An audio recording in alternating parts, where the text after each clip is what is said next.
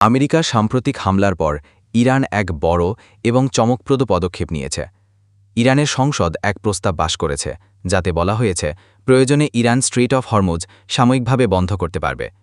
এখন আপনি ভাবতে পারেন, এতে বিশেষ কি আছে? শুনুন, স্ট্রেইট অফ হরমুজ হল এক সংকীর্ণ কিন্তু বিশ্বের সবচেয়ে গুরুত্বপূর্ণ সামুদ্রিক পথ, যা পারস্য উপসাগরকে আরব সাগরের সঙ্গে যুক্ত করে। কিন্তু এর ক্ষমতা এত বড় যে যদি এটা বন্ধ হয়ে যায়, তাহলে গোটা বিশ্বের তেলের যোগান বন্ধ হয়ে যেতে পারে। প্রতিদিন প্রায় 2 কোটি ব্যারেল অপরিশোধিত তেল, অর্থাৎ বিশ্বের মোট তেলের 20% এই পথ দিয়ে পরিবাহিত হয়। সৌদি আরব, কুয়েত, কাতারের মতো দেশ এই পথ ব্যবহার করে। যদি ইরান এটা বন্ধ করে দেয়, তাহলে পেট্রোল ডিজেলের দাম আকাশ ছোঁবে, মুদ্রাস্ফীতি লাগাম ছাড়া হবে এবং অনেক দেশের অর্থনীতি কেঁপে উঠতে পারে। আমেরিকা এবং তার মিত্রদেশ এই সিদ্ধান্তকে খুব গুরুত্ব সহকারে দেখছে। বর্তমানে পরিস্থিতি অত্যন্ত নাজুক। যদি আলোচনার মাধ্যমে সমাধান না হয়, তাহলে এই সিদ্ধান্ত আগামী দিনে মূল্যবৃদ্ধি এবং আন্তর্জাতিক উত্তেজনা দুই বাড়িয়ে তুলতে পারে।